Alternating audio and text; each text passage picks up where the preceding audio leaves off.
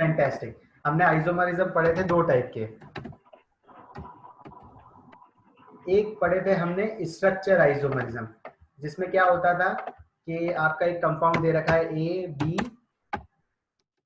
और सी और डी, कुछ ऐसा आपका कंपाउंड है, और ये कंपाउंड मतलब कि क्या हो जाता है इसमें, जैसे ए है और सी आगे आ जाता है और बी बाहर पीछे चले जाता है, या फिर डी कुछ ऐसा इंटरचेंज हो जाती है, स्ट्रक्चर चेंज हो जाती है।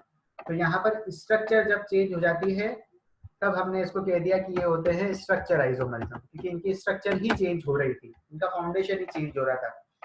ठीक है, अब जो दूसरे टाइप के आइसोमर होते हैं हम उसका थोड़ा सा, ठीक है, उसका जितना पार्ट है ये तो आपके एनसीईआरटी में बहुत छोटा दे रखा है, लेकिन we will go in depth. दूसरा जो टाइप होता है उसका नाम है स्टीरियो आइसोमर। क्या होता है? स्टीरियो। ओके, अब यहाँ पर स्टीरियो आइसोमर में क्या होता है, जैसे कि आप देखो ए और डी के बीच में बॉन्ड है, ठीक है, अब यहाँ पर सी और डी कैसे कनेक्टेड है आप ये देखना।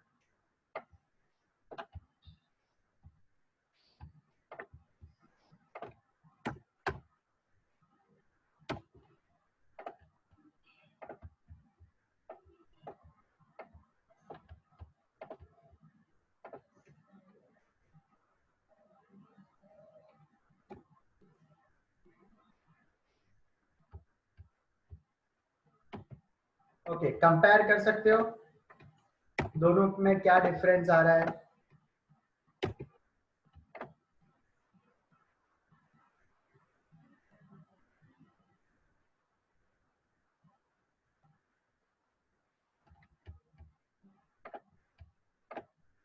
ठीक है, आप कंपेयर करके मुझे बताओ, तब तक कि मैं आपको 3 पॉइंट्स बता देता हूँ। स्टीरियो आइसोमर में क्या होता अरेंजमेंट डिफरेंट है।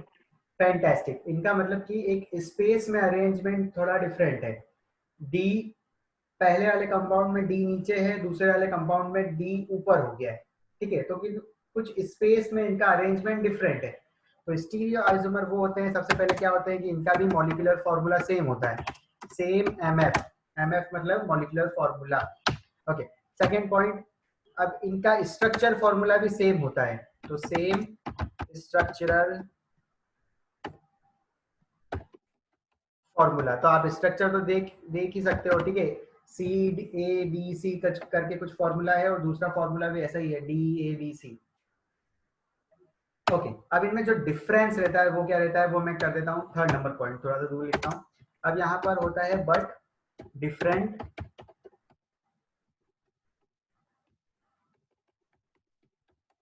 Different spatial. स्पेशियल में क्यों बोल रहा हूँ, क्योंकि स्पेस में इनका अरेंजमेंट कुछ डिफरेंट है।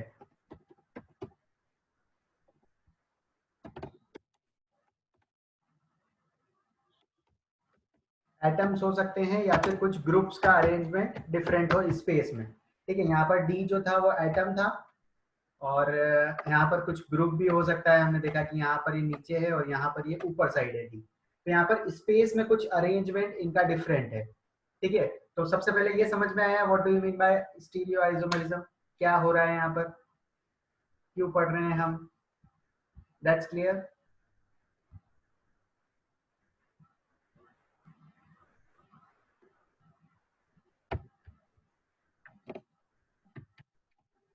Okay, clear not clear?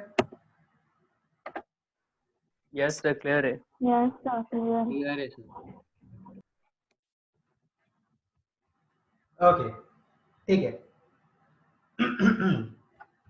Okay, take the screenshot and send मी।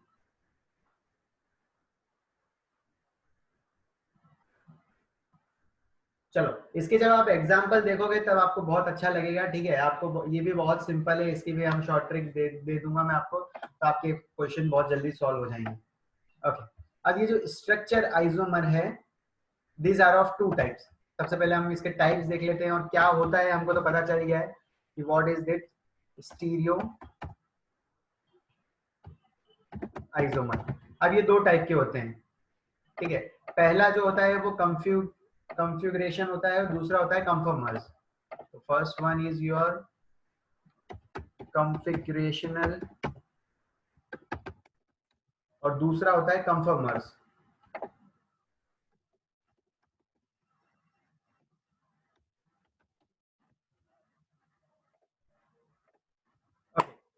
ठीक है, तो दोनों में जो मेन डिफरेंस होता है ना वो मैं आपको बताता हूँ तो आपको चीजें समझ में आ जाएगी। पहला होता है कॉन्फ़िगरेशनल और दूसरा होता है कंफर्मेशन। अब यहाँ पर कॉन्फ़िगरेशन में क्या हो रहा है, ये जो होते हैं, ठीक है, ये आइसोमर जो होते हैं इनको आप इजीली सेपरेट कर सकते हो। ठीक है, आप कुछ भी रिएक्टेंट इसमें ऐड कर दो, मतलब कि आपने कुछ भी एसिड वगैरह या फिर कुछ भी कंपाउंड उसमें अगर ऐड कर दोगे जिससे वो रिएक्ट कर लेते हैं तो इनको आप सेपरेट कर सकते हो। जैसे चाय को हम सेपरेट करते हैं, ठीक है, आपने देखी होगी, आप जो चाय पीते हो चाय बनाने के पहले हम क्या करते हैं, चाय की पत्ती को स्ट्रेनर से हम छान लेते हैं, तो हमारे पास सिर्फ लिक्विड ही हमारे पास आता है और चाय की पत्ती अलग हो जाती है। ठीक है, तो वैसे ही आप कॉन्फ़िगरेशनल में आप सेपरेट कर सकते हो, कंफर्मेशन में आप सेपरेट नहीं कर सकते हो। तो दीज आर नॉन सेपरेबल। सिर्फ आपको यही एक चीज याद रखनी है। ये एक चीज क्या है कि कभी कभी स्टेटमेंट में आपसे पूछ लेते हैं, ठीक है, कि मतलब कि वो स्टेटमेंट टाइप क्वेश्चन आंसर आते हैं कि कौन से सेपरेट हो सकते हैं और कौन से सेपरेट नहीं हो सकते। हमको जो पढ़ना है वो ये पढ़ना है कि जो कि सेपरेबल है, मतलब कि जो सेपरेट हो सकते हैं।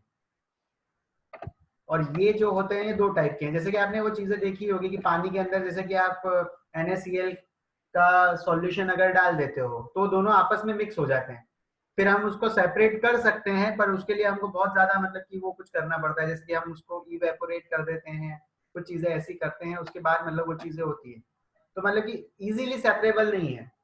तो यहाँ पर हम सेपरेबल पढ़ने वाले हैं। और सेपरेबल की थोड़ी स्पेलिंग गड़बड़ है, ठीक है, जल्दी जल्दी में हो गया है, आप तो सही लिख लेना। ओके, अब यहाँ पर मेन चीज पढ़ने वाली है, दो नई टर्म्स आती है, उसको ध्यान से सुनना और उसको याद रखना। First term is your इनैंशियोमर।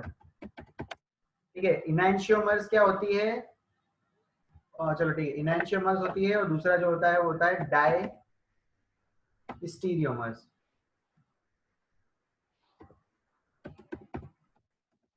दो नए टर्म्स है और इसका नाम आप याद रखना, एनेंशियोमर्स एंड डायस्टीरियोमर्स। अब जो इनैंशियोमर्स होते हैं वो बच्चों आपको मिरर इमेज होते हैं। कैसे होते हैं मिरर इमेज, मतलब कि जैसे आप आपका एक हाथ देखते हो, ठीक है, और दूसरा हाथ को जब एक दूसरे के ऊपर मैच करते हो, ठीक है, तो वो कुछ सेम इमेज बनती है, तो मिरर इमेज होती है एक दूसरे की। और ये चीज क्या होती है, ये आपस में ऑप्टिकल एक्टिव्स होते हैं। इनैंशियोमर्स जितने भी होते हैं वो ऑप्टिकली एक्टिव होते हैं। और ऑप्टिकली जब कोई इंसान एक्टिव होता है तो उसको बोल देते हैं हम ऑप्टिकल आइसोमर भी हम उसको कह देते हैं। डायस्टीरियोमर्स जो होते हैं ये होती है नॉन मिरर इमेज। ठीक है, ये चीज आपको थोड़ी सी याद करनी पड़ेगी, रिवाइज करना पड़ेगा, दैट विल बी इजी। ये एक मिरर इमेज होती है और एक नॉन मिरर इमेज होती है। अब नॉन मिरर इमेज जो होती है, अब इसमें दो टाइप्स आ जाते हैं सिंपली आपका। पहला जो आ जाता है आपका geometric isomerism plus optical isomerism, जो कि अभी हमने देखा OI और GI। GI is your geometric isomerism और OI is your optical isomerism. अब यहाँ पर जैसे कि मैं क्या बताना चाह रहा हूँ, जैसे आपका एक कंपाउंड है, ठीक है, ये आपका एक कंपाउंड है, जब आप इसकी एक मिरर इमेज ले रहे हो, तो जैसे कि मैंने यहाँ पर क्या करा कि एक मिरर रख दिया इसके सामने ऐसा, और इसकी जो मिरर इमेज ले रहा हूँ वो सेम ऐसे की ऐसी आ रही है, ठीक है, जैसे भी मतलब कि मिरर इमेज उसकी बन रही है। उसके बाद में क्या करता हूँ, इन दोनों को आपस में सुपर इम्पोज करने की कोशिश करता हूँ। अगर ये एग्जैक्टली ऐसी सुपर इम्पोज हो गई, ठीक है, तब मैं इनको कहूंगा ये डायस्टीरियोमर्स है। क्या कहूंगा मैं इनको, डायस्टीरियोमर। अगर डायस्टीरियोमर। डायस्टेरियोमर। ठीक है, तो आपको मतलब जैसे जो भी कंपाउंड मिले, जैसे कि और हम देख लेते हैं, हम देखते हैं जैसे कि ये कंपाउंड हो कुछ, एक कंपाउंड, ठीक है, हमने ये सर्कल ले लिया। अब सर्कल की जब आप मिरर इमेज लोगे तो वो आपको सेम सर्कल ही मिलेगा, ठीक है, मतलब कि दो आइसोमर जो होंगे आपके, अगर वो एक दूसरे की मिरर इमेज हैं, ध्यान से सुनना। अब जैसे सर्कल है, सर्कल की जो मिरर इमेज लेते हैं, दोनों side left side right side हमने ड्रॉ करी, फिर हम इसके बाद हम क्या करते हैं, इन दोनों को सुपर इम्पोज करने की कोशिश करते हैं। जैसे कि हमारा हैंड होता है, ठीक है, हाथ को हम हमारा एक साइड हैंड ले लेते हैं और दूसरे साइड जब उसको मिरर इम्पोज करते हैं तो ये दोनों हाथ क्या होते हैं, नॉन सुपर इम्पोजिबल होते हैं। जैसे कि चलो ठीक है, मैं ड्रॉ करके दिखाता हूँ। ये जैसे कि ये मेरा हाथ है, ये एक अंगूठा और ये 4 उंगलियां ऐसी कुछ है।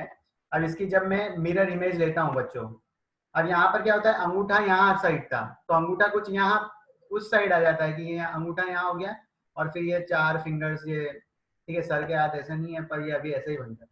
तो यहाँ पर थंब इस साइड था और यहाँ पर ये इस साइड हो गया। अब जब मैं इनको सुपर इम्पोज कर रहा हूँ, ठीक है, एक दूसरे पर इम्पोज कर रहा हूँ, तो ये सुपर इम्पोज नहीं हो रही है आपस में, ठीक है। तो अब जैसे कि जो कंपाउंड्स होंगे आपके वो क्या होंगे, जब दो आइसोमर अगर होंगे, अगर वो एक दूसरे की मिरर इमेज है, ठीक है, तो वो हो जाएंगे आपके इनैंशियोमर। अगर वो मिरर इमेज नहीं है तो वो हो जाएंगे सिंपली आपके डायस्टीरियोमर्स। ये दो अलग अलग टर्म है, आपको एग्जांपल्स जब हम सॉल्व करेंगे तो आपको बहुत इजी लगेंगे। पहले आपको इनके नाम याद हो जाने चाहिए कि एनेंशियोमर्स एंड डायस्टीरियोमर्स। अब इसमें हम जो सबसे पहले पढ़ने जा रहे हैं वो हम पढ़ने वाले हैं जीआई, ठीक है, geometric isomerism. What we are going to see, क्या पढ़ने जा रहे हैं, स्टीरियो आइसोमरिज्म का पहला part, that is geometric isomerism.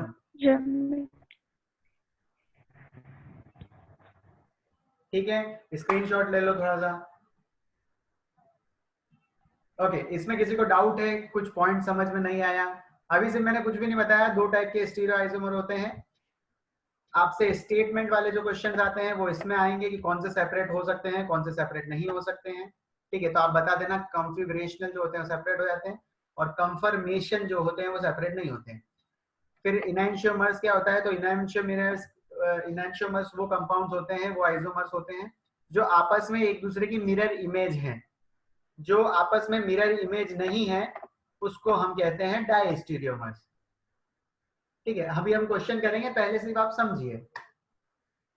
Okay, अब हम स्टार्ट करने वाले हैं one thing that is our geometric isomerism. Clear? Any doubt? No, sir. No, sir. No, sir. No, sir. Okay, super impose वाला फंडा बिल्कुल सिंपल है कि मिरर इमेज होती है तो हम एक्चुअली आपस में उसको सुपर इम्पोज जो करते हैं ना, चलो ठीक है, वो आगे की बात है, हम ऑप्टिकल आइसोमरिज्म में आपको वापस में बता दूंगा। ओके, अब हम देखने जा रहे हैं जियोमेट्रिक आइसोमरिज्म। ओके, इसको हम जीआई भी कहते हैं। मैं शॉर्ट फॉर्म सबको दे देता हूँ ताकि मुझे क्या याद करने में बहुत इजी हो जाता है, आपको भी इजी लगेगा, ठीक है। थोड़े टाइम बाद जब आप इस नाम को बहुत बार सुन लोगे तो आप भी जीआई ही बोलने लग जाओगे। ओके, अब जीआई सबसे पहले हम एक चीज देख लेते हैं। जीआई जिन कंपाउंड्स में होता है वो मैं आपको बताता हूँ। ये सिर्फ डबल बॉन्ड कंपाउंड्स में ही होता है, मतलब कि ये जनरली जिनके भी पास डबल बॉन्ड है, जैसे कि एल्कीन में डबल बॉन्ड है, तो इन कंपाउंड्स में जीआई शो होते हैं, ठीक है। अब इसमें होता क्या है, दो टाइप के ये भी होते हैं, सिस और ट्रांस, ठीक है। ई और जेड भी होते हैं और लास्ट में मतलब कि और भी कुछ आता है तो वो हम देख लेते हैं। अब जैसे कि कार्बन कार्बन के बीच में डबल बॉन्ड है, ठीक है। अब ये दो कुछ आइसोमरिज्म है, इसका पहले आप मुझे नाम बता देना, फिर मैं आपको आगे की कहानी बताऊंगा।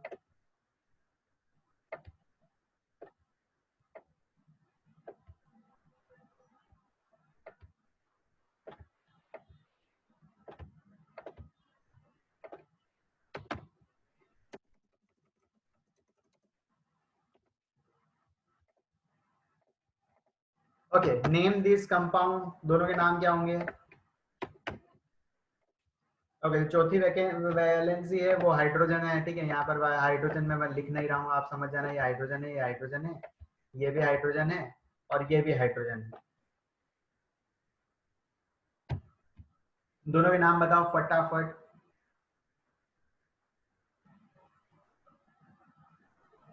सर दोनों के एक ही नाम आएगा ना, मतलब नोमेनक्लेचर तो एक ही होगा ना?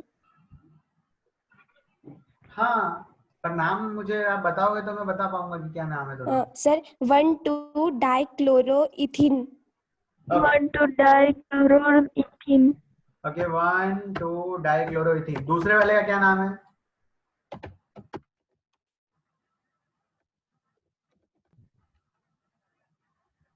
सर वही होगा ना, एक ही नाम है ना दोनों का? वही होगा, हाँ वही होगा, वही होगा सर। वही होगा, हाँ। ओके। अब यहाँ पर आप देख सकते हो कि दोनों की स्ट्रक्चर भी सेम दिख रही है मुझको। यहाँ पर मतलब स्ट्रक्चर कैसे होती है जो हम देख रहे थे ना अभी तक कि क्लोरीन क्लोरीन है, दो कार्बन है, दो क्लोरीन है, मॉलिक्यूलर फॉर्मूला भी सेम आ रहा है, हाइड्रोजन भी दो हैं, ओके, अब जैसे कि इसमें क्या हो रहा है कि सिर्फ एक जो स्पेस में अरेंजमेंट है वो डिफरेंट है। जैसे कि आप मुझे बताओ sp2 यहाँ पर कार्बन मुझको दिख रहे हैं दोनों। अब sp2 ट्राइंगल में क्या स्ट्रक्चर बनती है हाइब्रिडाइजेशन अगर sp2 होता है तो? Trigonal planar. Okay, triangular planar. तो यहाँ पर जैसे कि मैं अगर चेक कर रहा हूँ, मैं अगर चेक करता हूँ इस कार्बन को, तो यहाँ पर एक कार्बन ने क्या कर रखा है, इस डायरेक्शन में बॉन्ड बना रखा है। एक कार्बन ने क्या कर रखा है, इसके 120 डिग्री के एंगल पर यहाँ पर क्लोरीन है और इसके 120 डिग्री पर यहाँ पर है हाइड्रोजन। ठीक है, यहाँ पर स्ट्रक्चर और ये तीनों क्या होगी, एक ही प्लेन में होगा। Try to understand this. यहाँ पर हाइब्रिडाइजेशन sp2 है, तो जो भी बॉन्ड बनेंगे वो 120 डिग्री के एंगल पर बनेंगे और प्लेन होंगे, एक ही प्लेन पर ये होंगे ना। तो sp3 में क्या होता था, ऊपर नीचे होते थे, राइट। हमने एक चीज देखी थी, अबव द प्लेन और बिलो द प्लेन भी बॉन्ड बनते हैं। अब यहाँ पर sp2 में क्या होता है, सेम प्लेन पर ही बॉन्ड बनते हैं। ठीक है, तो यहाँ पर क्या हो रहा है कि क्लोरीन पहले नीचे था और बाद में ऊपर हो गया। तो इसको हम नेम कैसे करेंगे? ठीक है, इसको नाम कैसे देंगे, कैसे हम कहेंगे कि ये कौन सा होगा, क्योंकि इसका भी नाम है 1,2 डाइक्लोरोइथीन और इसका भी नाम है 1,2 डाइक्लोरोइथीन। दोनों का नाम अगर सेम हो जाएगा तो फिर हम कैसे डिसाइड करेंगे कि किसको क्या बोले और किसको क्या नहीं बोले? ठीक है, तो हम पढ़ रहे हैं types of isomerism of geometric. Geometric में कितने होते हैं, इसमें जो क्वेश्चंस आता है वो आपको फाइंड आउट करना आता है कि कौन सा सिस है और कौन सा ट्रांस है। ओके, अगर आपको दिख रहा है कि अगर सेम साइड क्लोरीन है, जैसे कि मुझे दिखा यहाँ पर एक साइड, जैसे कि यहाँ पर दोनों साइड, ठीक है, यहाँ पर क्लोरीन है, अगर सेम साइड है तो सिस।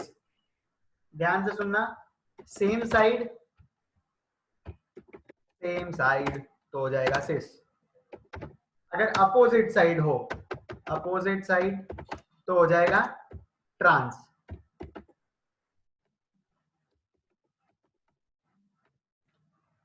क्लियर है? ये फंडा है छोटा सा याद रखने का कि अगर सेम साइड कुछ हो तो सिस लिख देना है आपको कंपाउंड के आगे, और अगर अपोजिट साइड हो तो आपको लिख देना है ट्रांस। तो अब मुझे बताओ कि ये कंपाउंड जो है लेफ्ट साइड में जो लिखा है ये क्या होगा, सिस या ट्रांस? Is तो इसके आगे सिंपली मैं लिख दूंगा सिस। ओके, ये कंपाउंड क्या हो जाएगा मेरा? ट्रांस। ट्रांस। ठीक है, तो यहाँ पर सिंपली आपको यही चीज पूछेंगे कि कौन सा सिस है या कौन सा ट्रांस है, और आधी बार आपको सिर्फ सिंपली बता दिया जाता है कि आपको ड्रॉ करने के लिए आता है कि जैसे कि चलो मैं एक क्वेश्चन आपको करवा ही देता हूँ, आप चलो ड्रॉ करो, आपके पास पेपर पेन कॉपी ले लीजिए और आप try to draw the structure of butane. आपको ड्रॉ करना है ब्यूटेन के ज्योमेट्रिक आइसोमरिज्म।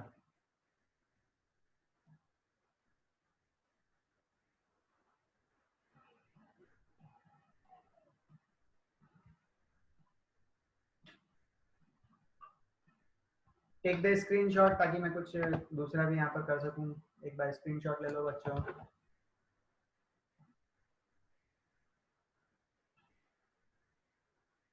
ले लिया सर। डन। चलो अब ब्यूटेन बनाओ और सिस और ट्रांस बनाने की कोशिश करो। कैसे बनाओगे?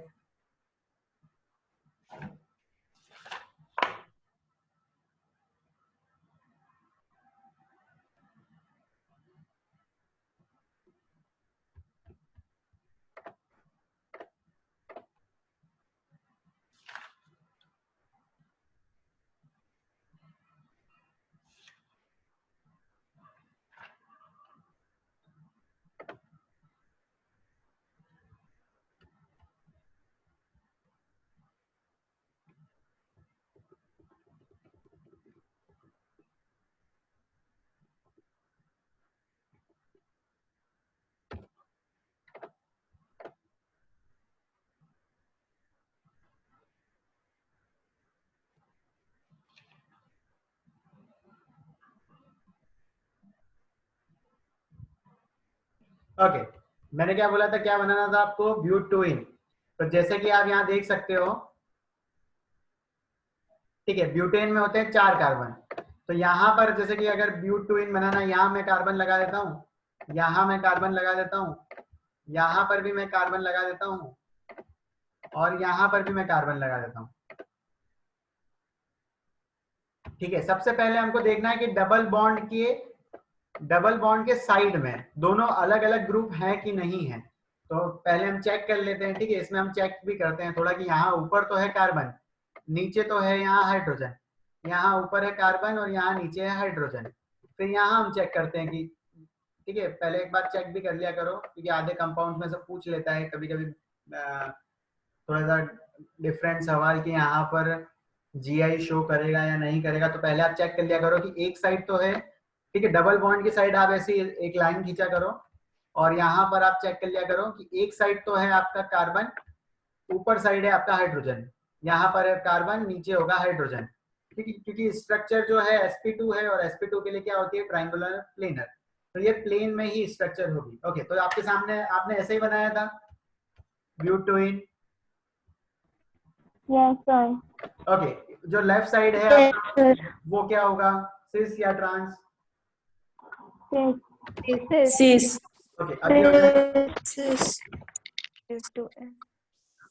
सिस टू ब्यूटोइन, ये आपका हो जाएगा सिस। ओके, अब ये क्या हो जाएगा, जो राइट साइड में सिंपली अब बच गया है, तो वो ट्रांस। Trans. Trans. ओके, जो आपने एक क्वेश्चन देखा था, ठीक है, हम जब नोमेनक्लेचर पढ़ रहे थे तो आपको ऑप्शन में आ रहा था सिस होगा, ट्रांस होगा, या कौन से स्ट्रक्चर बन रही थी, या ENZ कुछ ऐसा पूछ रहे थे, ऐसे क्वेश्चन आ रहे थे। मैंने कहा था कि आप वेट कर लो, थोड़ा आगे जाएंगे जब ये ऐसे क्वेश्चन क्लियर होने लग जाएंगे। ठीक है, तो अब यहाँ ये जो आइसोमर रहते हैं, ये आपस में क्या हो जाते हैं, ये इसमें चेंज होता रहता है और ये इसमें चेंज होता रहता है। समझ पा रहे हो, ये मतलब कंटिन्यूसली रूम टेम्परेचर पे मतलब कि चेंज हो जाते हैं, कि अभी सिस रहता है ब्यूटोइन, कभी ट्रांस बन जाता है, कभी ट्रांस रहता है तो कभी सिस बन जाता है। जो ज्योमेट्रिकल आइसोमरिज्म रहता है मेनली डबल बॉन्ड में रहता है, और ये क्यों रहता है, due to difference in electron density. यहाँ पर मैं लिख देता हूँ due to difference in electron density. ठीक है, मेन इसका जो एक रीजन रहता है सबके पीछे, कि इलेक्ट्रॉन डेंसिटी अलग अलग होती है, उस वजह से मतलब कि ये ज्योमेट्रिकल आइसोमरिज्म शो होता है। टाइप्स होते हैं एल्कीन, और भी बहुत सारे होते हैं। ओके, अब जैसे कि हम देखते हैं कि अगर सिंगल बॉन्ड कंपाउंड है, कि हमने देखा क्यों नहीं पहले, चलो ठीक है, अब देख लेते हैं CH double bond CH। Okay, अब यहाँ पर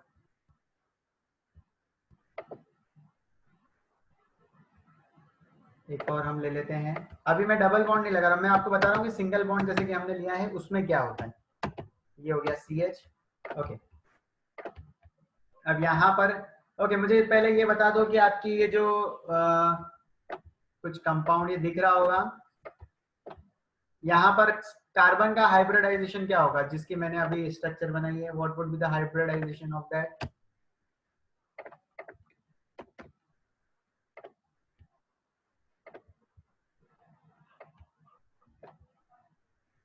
sp2।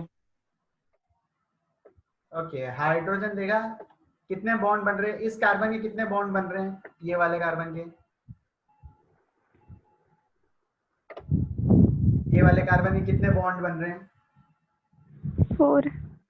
और अगर 4 बॉन्ड बन रहे हैं, ये 4 बॉन्ड सिग्मा बॉन्ड है, तो हाइब्रिडाइजेशन क्या हो जाएगा? sp3। sp3.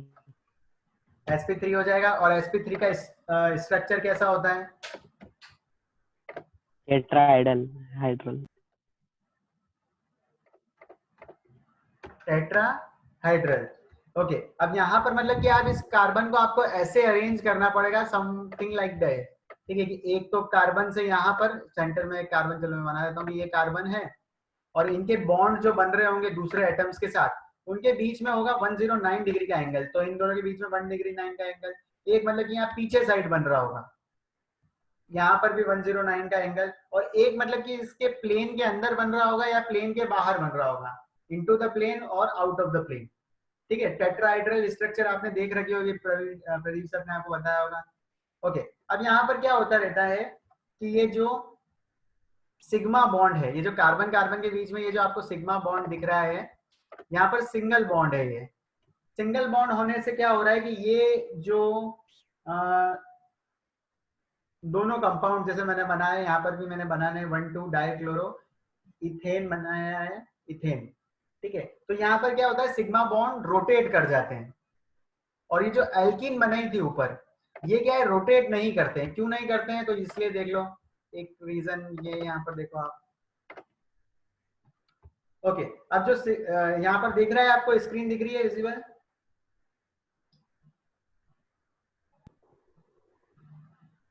ओके, स्क्रीन दिख रही है? Yes, sir. Yes, sir. Okay, अब यहाँ पर एक ब्लॉक, मैंने ये एक ब्लॉक है ये, और यहाँ ऊपर एक ब्लॉक है, मैंने एक खिल्ली यहाँ पर लगा दी है इनके बीच में। अब ये दोनों स्ट्रक्चर मतलब कि एक खिल्ली लगा रखी है, तो ये दोनों घूम सकते हैं कि नहीं घूम सकते हैं? रोटेशन हो सकता है कि नहीं इसमें पॉसिबल?